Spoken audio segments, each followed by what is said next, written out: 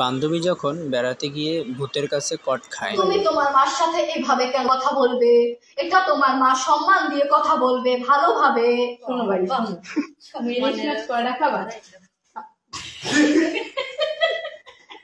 ভাই শোনো, সে এরকম কথা কেন বলতেছে? ওর পাক্কা মারি ডোল তুলালা।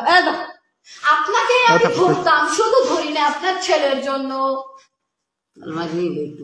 আবার যদি কখনো ওখানে আপনি যান ওই রাস্তা দিয়ে, অবশ্যই আপনাকে ধরবো। ভাই শোনো শোনো, আপনি ইলিশ মাছ খাবেন? আমি ইলিশ মাছ খেতে চেয়েছি। শুধু ইলিশ মাছ? ইলিশ মাছ ভেজে ভাত দিবে এক বাক্স, মানে এক বল। আমি খেয়ে চলে যাব। এখন তুমি সব খেতে না? আমি খেতে পারবো না পারবো সেটা পরের বিষয়। ঠিক আছে, ইলিশ মাছ লাগবে কতবার? ইলিশ মাছ লাগবে 2 কেজি থেকে 2.5 কেজি। ও মা গো, তুই কামু কই? ও আল্লাহ, আপনার কে হয়? সে যখন আমাদের মাছটা নষ্ট করলো তখন আপনার মনে হয় না যে ও মা গো, সেই মাছটা আমাকে দাও। সেই মাছটা তো পুরে কয়লা হয়ে গেছে তার ঘৃণার শোনার পরে। তোমার কয়লা হয়েছে কোন জায়গায়?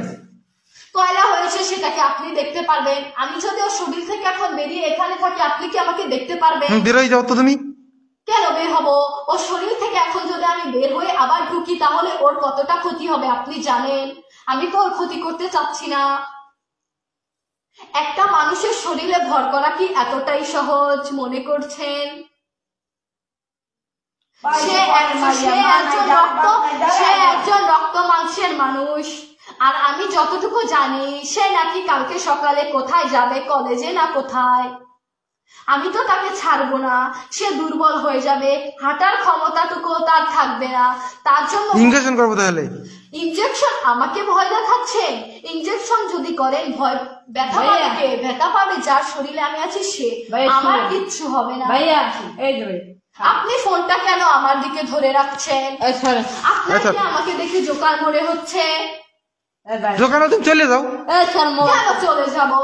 আপনারা মানুষরা খুবই খারাপ, সেই জন্য আমরা মানুষদের থেকে খুবই মোবাইল। তারপরে আপনারা ঘুরে ফিরে আমাদের কাছে কেন আসবেন? এই যে ভাই শোনো, ভাইয়া আপনার গায়ে তো হাত। তোমরা রাস্তার পাশে কেন থাকো? মানুষ চলাচল করে না ওখান থেকে? আমরা ব্রিজে বসে মাছ খাচ্ছিলাম। ব্রিজ কি তোমাদের জন্য? ওটা